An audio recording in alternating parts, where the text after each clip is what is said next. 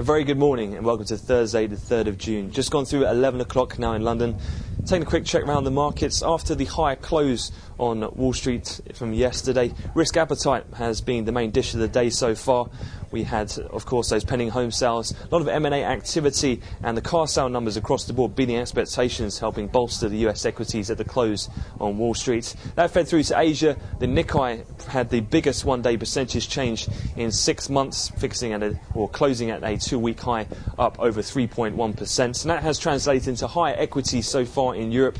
The gains pretty broad-based. Bit of a flip reversal from what we've seen in the last few sessions as oil and gas and basic materials are now outperforming, with WTI crude futures already up over $1 on the session.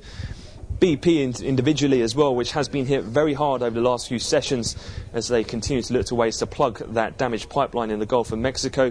They've seen a bit of reversal. They're up around 4% today. Some touted fund buying helping lift their shares. However, they have just most recently been downgraded by Fitch, giving some of the most recent developments there. Nevertheless, all the equities are up around 2% across the major European indices. Elsewhere, then, fixed income is in negative territory. Bit of short setting as well ahead of a large amount of supply, over 8 billion's worth coming out of the French Trésor.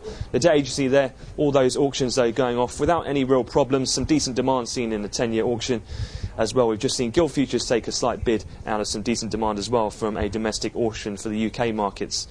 In terms of economic data, the Eurozone Services PMI, that came out in its revised number, slightly better than expected, pretty decent as well. Its employment constituent, a good sign there as well for the markets. So the euro is also trading higher this morning.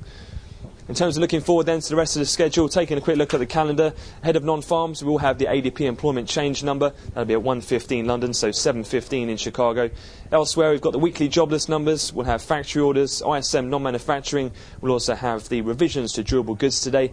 And for the energy traders, given the bank holiday in the US on Monday, we'll have the DOE numbers at 4 o'clock, and we'll also have the EIA natural gas storage change as well today. And finally, for fixed income traders in the US, we do have today a 3, 10 and 30-year note refunding announcement. That'll be at 4 o'clock London, so that'll be 10 in Chicago.